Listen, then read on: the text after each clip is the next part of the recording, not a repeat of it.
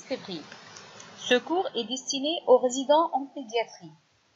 Les objectifs de ce cours sont de définir une crise fébrile, expliquer le mécanisme de survenue des crises fébriles, discuter les indications des examens complémentaires en cas de convulsion plus fièvre, planifier la prise en charge d'un enfant ayant présenté une crise fébrile et connaître les risques évolutifs des crises fébriles.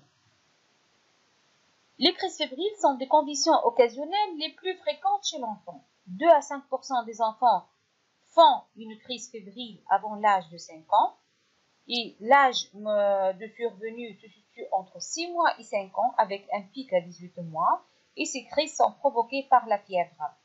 Toutefois, la fièvre peut manquer avant la crise, juste avant la crise, mais elle doit être présente après ou dans la demi-heure suivant la crise. Il y a une prédisposition génétique et le plus souvent, cette pathologie est bénigne. Donc, quelle est la définition de crise fébrile? La première définition de crise fébrile remonte à 1980. Donc, cette définition a été donc proposée par le National Institute of Health qui définit la crise fébrile comme un événement survenant chez un nourrisson ou un enfant âgé entre 3 mois et 5 ans, associé à la fièvre, sans signe d'infection intracrânienne ou de toute autre cause définie. Les crises convulsives avec fièvre survenant chez des enfants qui ont présenté dans leur antécédent une crise épileptique non fébrile sont exclues de la définition. En 1993, la Ligue internationale contre l'épilepsie a proposé donc une deuxième définition et ils ont défini la crise fébrile comme étant une condition survenant dans l'enfance à partir de l'âge de 1 mois, du non 3 mois, dans un contexte d'affection fébrile, en dehors de toute infection du système nerveux central, sans antécédent de crise non fébrile depuis la période néonatale ou d'épilepsie. Donc, la Société française de pédiatrie définit plus récemment en 2013 les crises fébriles comme étant des crises épileptiques survenant chez un enfant de 6 mois à 5 ans, associées à de la fièvre, sans signe d'infection intracrânienne ou d'autres causes définies. Les crises fébriles sont classées dans les syndromes épileptiques dans la classification de l'épilepsie et particulièrement dans les syndromes épileptiques du nourrisson et de l'enfant. Donc, si on récapitule, les crises fébriles sont des crises qui surviennent avec fièvre chez un nourrisson âgé de 6 mois à 5 ans, voire de 3 mois à 5 ans, sans infection intracrânienne, c'est-à-dire c'est un diagnostic différentiel. Il faut éliminer les autres causes de conditions pulmonaires chez un enfant qui a un développement psychomoteur, qui n'a pas d'atteinte neurologique antérieure et qui n'a pas présenté des crises sans fièvre auparavant. On distingue deux types de crises fébriles.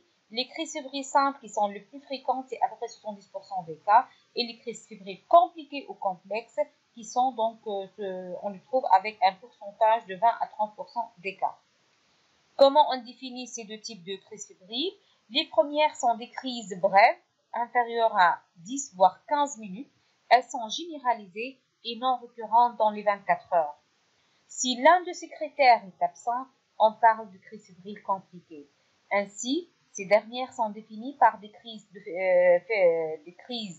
avec fièvre prolongée, supérieure à 15 minutes, et ou par des crises focales, et ou récurrentes dans les 24 heures, et ou associées à une anomalie de l'examen neurologique en post-critique, tel qu'un déficit post-critique. Quel est le mécanisme de survenue de ces crises? C'est plurifactoriel. Il y a une prédisposition génétique, ça c'est certain. Donc, actuellement, plusieurs gènes ont été associés, connus, ont été associés à la survenue de crises fébriles, dont le SCN1A. Donc, ces germes peuvent entraîner, donc peuvent s'associer à des conditions fébriles, mais aussi à d'autres types d'épilepsie. Et sur cette prédisposition génétique, il y a l'association d'autres facteurs, comme la température corporelle, c'est l'ascension rapide, c'est la vitesse d'ascension beaucoup plus que le degré de température en soi. La maturation cérébrale, donc ça survient chez un cerveau immature, donc il est très vulnérable à cette variation de température très importante. Certains agents infectieux, notamment le HHV7, le HHV6, l'influenza, donc également sont associés à un risque de survenue de convulsions fébriles. Et donc, certains également, auteurs, pensent que certaines cytokines inflammatoires, notamment l'interféron, le TNF-alpha, sont également impliqués dans la survenue des convulsions fébriles. Le diagnostic positif, il est clinique. C'est l'association de convulsions plus de fièvre chez un enfant de 3 mois à 5 ans après l'exclusion des autres causes. Et de ce fait, dans certaines situations, on peut être mené à faire certains examens complémentaires pour éliminer les autres diagnostics. Donc, ces diagnostics différentiels, c'est essentiellement toutes les autres causes de convulsions plus fièvre, notamment les principes de diagnostic différentiel, ce sont les infections du système nerveux central, c'est-à-dire devant tout enfant qui se présente entre l'âge de 3 mois à 5 ans, devant des convulsions plus fièvre. La cause la plus fréquente, certes, c'est la convulsion fébrile, mais il faut toujours y penser en premier lieu aux infections du système nerveux central, dont l'encéphalite, la méningite, les lampièmes, l'abcès, parce qu'ils peuvent se manifester par des conditions plus de fièvre. Sinon, donc, les autres causes, les causes métaboliques, les causes traumatiques, particulièrement chez l'enfant, et d'autres causes peuvent également être discutées. Quel examen complémentaire demander en cas de condition fébrile? Il n'y a pas vraiment de consensus pour la place des examens complémentaires. Par contre, on sait que par exemple le bilan sanguin, notamment la calcémie, à la recherche d'une hypocalcémie, une hypoglycémie, une hypomagnésémie, seront indiqués en fonction du contexte, c'est-à-dire s'il y a des signes d'appel, si l'enfant il a présenté des vomissements, s'il a eu des dyscarpation gastro-entérite, c'est-à-dire ces signes qui laissent penser que possible il peut y avoir un trouble hydroélectrolytique. Par contre, en cas de crise fébrile simple, il n'y a aucune indication à demander ces examens complémentaires.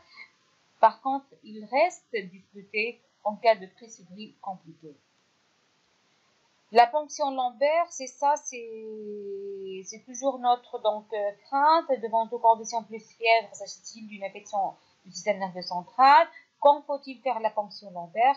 Eh bien, la ponction lombaire, elle reste toujours indiquée avant l'âge de 12 mois devant tout enfant qui se présente pour condition et fièvre. Pourquoi? Parce que l'examen neurologique est difficile avant l'âge de 12 mois et donc l'enfant ne peut pas s'exprimer et donc il faut faire de façon systématique la ponction lombaire. En présence du moindre signe évocateur d'une méningite ou d'une encéphalite, quand il persiste une altération post-critique de la conscience ou d'un déficit neurologique, mais dans ce cas après l'imagerie cérébrale, et c'est fortement recommandé après une crise fébrile compliquée. Quelle est la place de l'EEG? L'EEG n'a aucune place après une crise fébrile particulièrement simple parce que un EEG donc normal ou pathologique, donc c'est pas ça qui nous permet de retenir le diagnostic. De même, il ne peut pas prévenir, il ne peut pas prédire plutôt le risque de survenue d'épilepsie ou de récurrence. Donc, il reste discuté en cas de condition vocale répétée avec fièvre à la recherche de signes en faveur d'encéphalie. Mais là, on fera bien évidemment la ponction lombaire avant et l'imagerie. L'imagerie cérébrale, quand est-ce qu'elle est indiquée? En cas de crise fébrile simple, aucune place. En cas de crise fébrile focale et prolongée et en cas d'examen neurologique normal, persistance du trouble de la conscience après la crise de façon prolongée ou un signe neurologique de localisation tel qu'un déficit moteur ou une macrocranie à l'examen, des taches cutanées cavéolées faisant suspecter une neurofibromatose. Ok, donc ça c'est une indication, mais ça n'a aucune indication en cas de crise fébrile simple dans tous les cas. Quel est le traitement des crises fébriles en cas de crise fébrile simple? Si l'enfant il est jeune, avant 18 mois, et si on est devant une première crise fébrile, il y a plutôt, il faut hospitaliser l'enfant. Donc, si l'enfant il est jeune, avant 18 mois, c'est une indication d'hospitalisation. Au-delà de l'âge de 18 mois, si l'enfant il est stable, si l'examen en post-critique normal, si avec l'examen on arrive à mettre en évidence la cause de la fièvre, et du coup, donc, il n'y a pas de place à pratiquer des examens complémentaires ni d'hospitalisation. Donc, l'enfant peut être confié à ses parents sous réserve d'une bonne éducation du parent sur cette maladie, sur les risques de récurrence et les risques d'évolution vers l'épilepsie. Quelle est la conduite en cas de crise fébrile compliquée? En cas de crise fébrile compliquée, il faut hospitaliser l'enfant pour donc déjà mener par le plus souvent des explorations et pour surveiller cet enfant. Donc l'hospitalisation, elle reste indiquée en cas de crise fébrile compliquée, en cas de trouble de la conscience ou de léthargie persistant après la crise, en cas de mauvaises conditions socio-économiques ou en cas d'éloignement des parents et s'ils habitent loin, ils ne peuvent pas consulter en cas de récurrence. Traitement proprement dit, donc c'est un traitement tout d'abord de la fièvre, traitement antipyrétique, traitement de la cause de la fièvre et éducation des parents. Pour l'éducation des parents, face à une crise fébrile, il faut donc toujours être à la place des parents qui ont vu leur enfant présenter une crise avec cyanose parfois. Ils pensaient que leur enfant il va mourir et du coup il faut rassurer les parents. Il faut leur expliquer donc cette maladie, donc cette particularité qui est liée, de survenue qui est liée à l'âge, à la survenue de la température. Il faut leur dire que ça c'est pas l'épilepsie. Certes, mais bon, on verra en fonction de l'évolution, il y a tout de même un risque parfois un peu plus important que la population générale de développer une épilepsie par la suite, qu'il y a également un risque de récurrence, et donc à l'inverse, il n'y a pas vraiment de retentissement sur le cerveau et l'enfant peut mener sa vie normalement. Donc, concernant le traitement de la fièvre, c'est vrai que durant l'éducation des parents, on leur dit qu'au moment de la fièvre, ils doivent donner un traitement antipyrétique. On sait que malheureusement, la prise de traitement antipyrétique ne réduit pas le risque de récidive. Par contre, elle améliore le confort de l'enfant. Donc, il faut expliquer aux parents également la conduite à tenir en cas de récurrence. Donc, on va leur dire que il y a un risque d'au moins de 30% que la crise elle va récidiver, surtout la première année qui suit la première crise fébrile. Mais en cas de récurrence de crise épileptique, il faut rester calme, il faut déterminer si l'enfant est toujours en pleine crise ou s'il est en phase critique. Il faut donc observer le type et la durée de la crise. Il faut déplacer les objets qui risquent de blesser l'enfant plutôt que déplacer le malade lui-même. Et il ne faut surtout pas essayer d'empêcher les mouvements de l'enfant ou essayer d'introduire quelque chose dans la bouche ou lui faire boire ou quelque chose. Et la position latérale de sécurité, si c'est possible, donc c'est en poste critique. Donc, si la crise se prolonge en cas de crise persistante au-delà de 15 minutes, on peut proposer aux parents l'administration de diazépam en intrarectal à la dose de 0,5 mg kg si la crise se prolonge au-delà de 5 minutes. Et cette conduite, elle n'est pas indiquée devant une première crise fébrile, elle est indiquée devant soit une première crise fébrile qui est prolongée, donc il y a un risque que lorsqu'il va répéter encore une fois, ça va être également prolongé, ou lorsque les crises sont répétées, donc on peut proposer ce traitement à domicile. L'intervention médicale, elle est indiquée où ils doivent reconsulter en urgence si la durée de la crise est supérieure à 10 minutes ou persistante, ces crises récurrentes, ces crises focales, ces présente une altération prolongée de la conscience ou en cas de déficit post-critique après la crise. Donc, les médicaments antipyrétiques n'ont pas d'efficacité, on a dit, dans la prévention de récurrence des crises. Par contre, elles améliorent le confort de l'enfant. Quelle est la place des traitements antiépileptiques? Le diazépam en prophylaxie discontinue, c'est-à-dire l'administration du diazépam par voie orale ou par voie intrarectale toutes les 8 heures durant un épisode fébrile, peut être efficace dans la prévention de récurrence des crises. Cependant, les benzodiazépines peuvent causer des léthargies, une somnolence et ataxie, ce qui pourrait masquer une infection du système nerveux central. Et l'Académie américaine de pédiatrie ne recommande pas l'utilisation de prophylaxie par le diazépam. Les seuls médicaments qui étaient reconnus comme efficaces dans la prévention des récurrences avec des pourcentages pouvant aller jusqu'à 90% sont le valproate de sodium, le phenobarbital et les benzodiazépines au moment prise de façon discontinue au moment de l'épisode fébrile. Par contre, ils ne sont pas efficaces sur la prévention de l'épilepsie. Ils ont des effets secondaires non négligeables, particulièrement pour valproate et le phenobarbital, et du coup, ils ne sont plus recommandés dans le traitement des crises fébriles simples ou des crises fébriles compliquées. En cas de crise fébrile compliquée et en cas de récidive, si la crise se prolonge au-delà de 5 minutes, on peut donc proposer le diazépam ou le lorazépam par voie donc orale ou rectale. Si la crise persiste, il faut appeler le SAMU. Donc, il y a la probabilité pour que la crise cède d'elle-même est très faible. Et en cas de récidive fréquente, au-delà de 3 à 6 épisodes de récurrence de crise fébrile en 6 mois, donc on peut proposer le benzodiazépine de façon intermittente ou le valproate de sodium. Qu'est-ce qu'il faut faire en cas de crise fébrile concernant la vaccination? Eh bien, aucun vaccin n'est contre-indiqué en cas de crise fébrile. Les enfants peuvent être vaccinés au moins 2 à 3 mois après la crise fébrile. Quand la température se lève après la vaccination, le diazépam par voie orale peut être administré de façon préventive.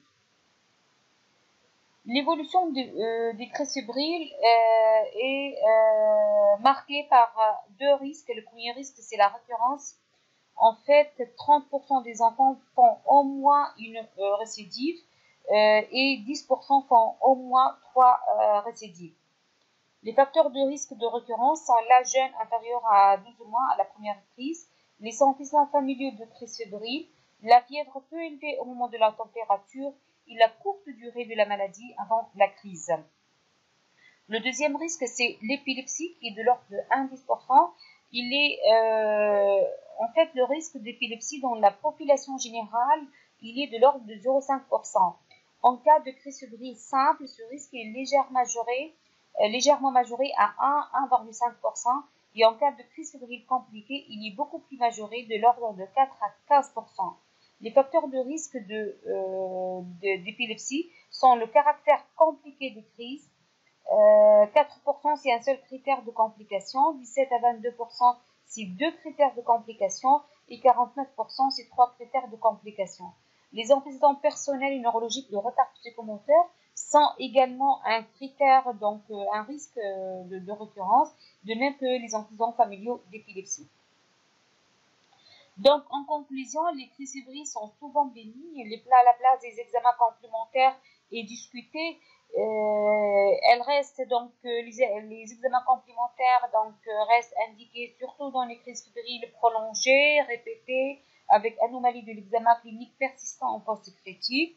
Et donc les antiépileptiques au long cours ne sont pas systématiques, ils sont discutés en cas de crise fébrile compliqué, répété donc plusieurs épisodes en 3 à 6 mois.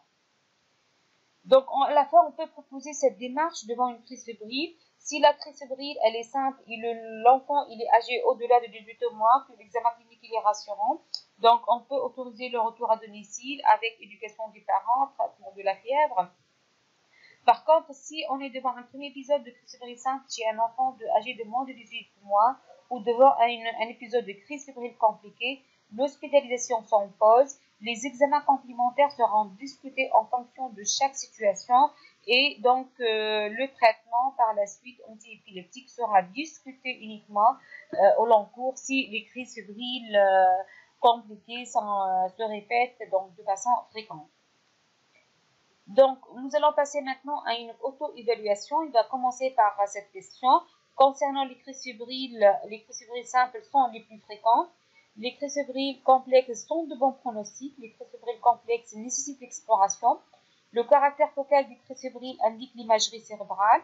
Un traitement antiépileptique au long cours est toujours prescrit après une première crise fébrile.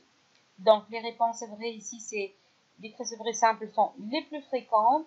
Les crises fébriles complexes nécessitent le plus souvent l'exploration et le caractère focal des crises indique donc l'imagerie cérébrale. Question 2.